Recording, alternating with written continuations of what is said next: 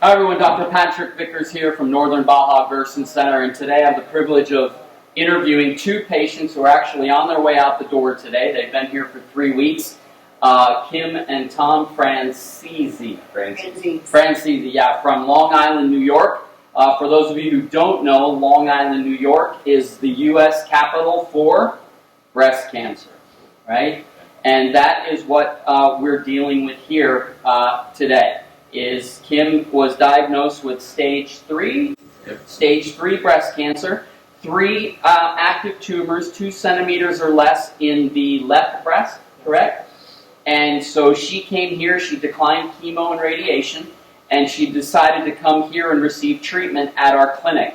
And I want to tell you, this is probably one of the more important interviews that I've done because what they've done apart from our treatment and what another patient who just left also did in their treatment is going to be the future, I believe, on how we're going to treat breast cancer. And we're going to talk about that in a second. So a woman who just left our clinic with breast cancer named Katie, she came here with stage 4 breast cancer, and she had a much larger tumor, I believe, like somewhere in the realm of 5-6 centimeters. And she elected to do a procedure called cryoablation.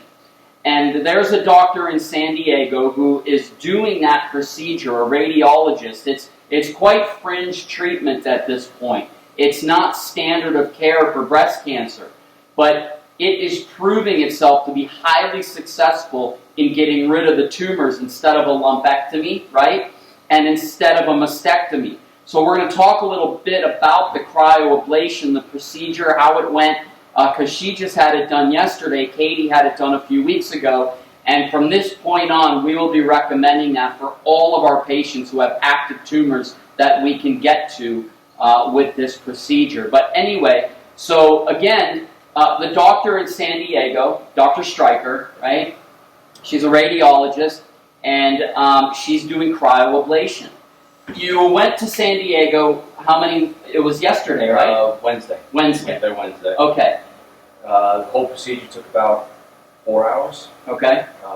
It's basically a biopsy. Same type of tools, except they go in and they'll freeze 1 centimeter completely around each tumor. And they freeze it down to about 140 below. And I believe it's for 8 minutes. They leave it frozen, and then they defrost it. And then they freeze it again. And the reason for that is that second freeze actually causes the cancer cells to rupture. They can't handle it. It forces all the water, forces everything out of them. And then the body will come in and dissolve the dead tissue. She also did a round of, she will do blood tests to specifically decide which immunotherapy to put with you. Yeah. And for Kim it was Keytruda, and the Keytruda will basically chase down any stem cells, anything that might have been missed, right. Block their pathways. Right. And one of the key things is something we did here was the dendritic cell therapy. Right. And the dendritic cells they're the first ones on the scene. Right. And because of the therapies we did here, right. Her body's really prepared to dissolve, and it'll actually create an entire immune response to protect against this type of cancer going forward. Right. Okay. So it was in concert with the therapies we did here. Right. That made it more successful than it was. Absolutely. So this is important to understand. So they went in there, they froze the tumor, they killed the tumor itself, they cryoablated it. Cryo means to freeze, right? So the doctor that does that procedure, she follows up with 5 weeks, 5 doses of an immunotherapy, the standard conventional immunotherapy that the medical doctors are doing out there. And the reason why she does that is to clean up and cut off any of the stem cells or any other cells that may be hanging around the tumor area, and the success rates are apparently quite good. Now, it must be said that if you do not change the underlying causes of what caused the disease in the first place, the chances of recurrence are great.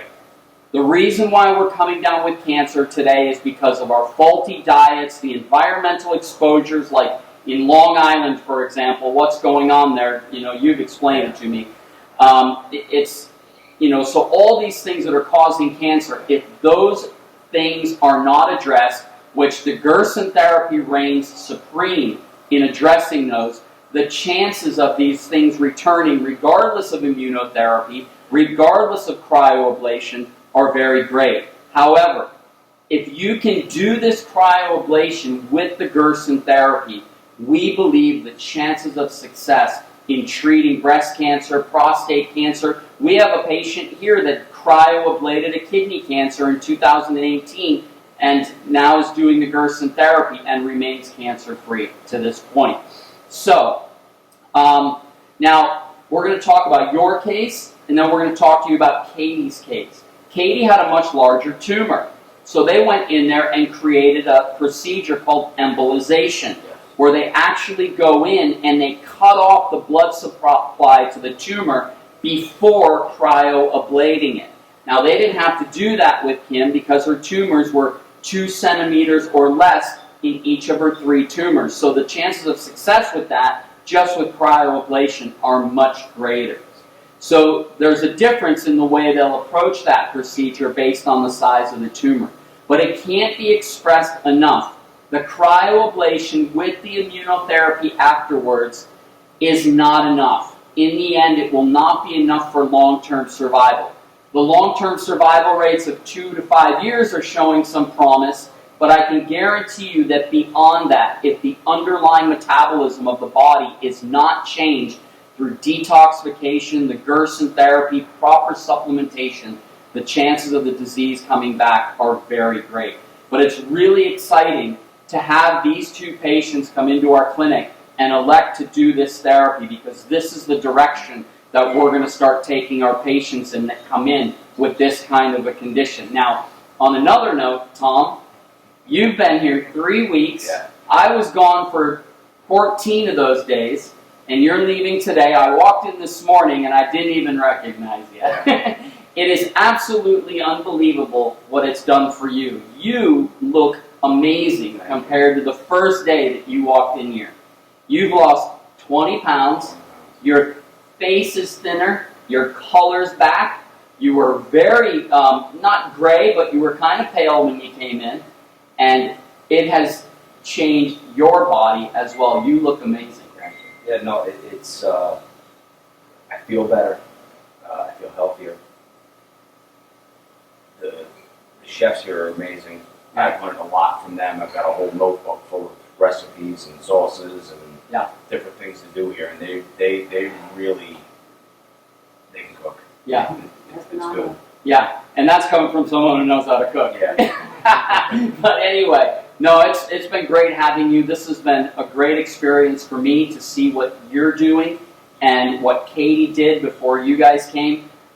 This is the future of breast cancer treatment and others like prostate, kidney. This is the way that we're going to do it. We're going to recommend the cryoablation and followed with the Gerson therapy. If patients elect to do the immunotherapy with it, I wouldn't be opposed to that. We've had 2 patients come through here and successfully use immunotherapy with the Gerson therapy, and their doctors were dumbfounded because they had no side effects to the therapy, the immunotherapy, which we know has side effects typically in almost 100% of the patients. Our patients had no side effects. Why? Because they were doing the immunotherapy in conjunction with the Gerson therapy, and the detoxification process, the re-nutrition of the body, was able to prevent the side effects that people typically see. But anyway, we're really looking forward to the future of doing this, and we're really thankful for the 2 examples that you guys have provided. I just want to tell you, the staff here, if you tried, you couldn't pick the best staff. They treat everyone here like they're taking care of someone they love. They are hands down the best staff I've ever seen anywhere. Yeah. Every single one of them, from the cooks, to the cleaning ladies, to the nurses, to the patient managers, just phenomenal people. You couldn't ask for more. Thank you. That actually brings tears to my eyes because they're my best friends and they're like family to me. So that's the first thing that everybody says when they come, is they can't believe how incredible the staff is. And that goes without saying. They've built this clinic, not me. This clinic is because of them, not because of me. I just wave my hand and look pretty, and that's what I do. So anyway, Tom, Kim, it's been great having you. I'm going to be at JFK October 13th, so you're not too far from there. Maybe we'll get a chance to see each other. But do the therapy when you go home. So many people leave and they just don't have the will or the discipline to do the therapy. You get the results when you do the therapy. I look forward to hearing from you in the future. And again, thank you. Dr. Patrick Vickers, Northern Baja Gerson Center. Have a good day.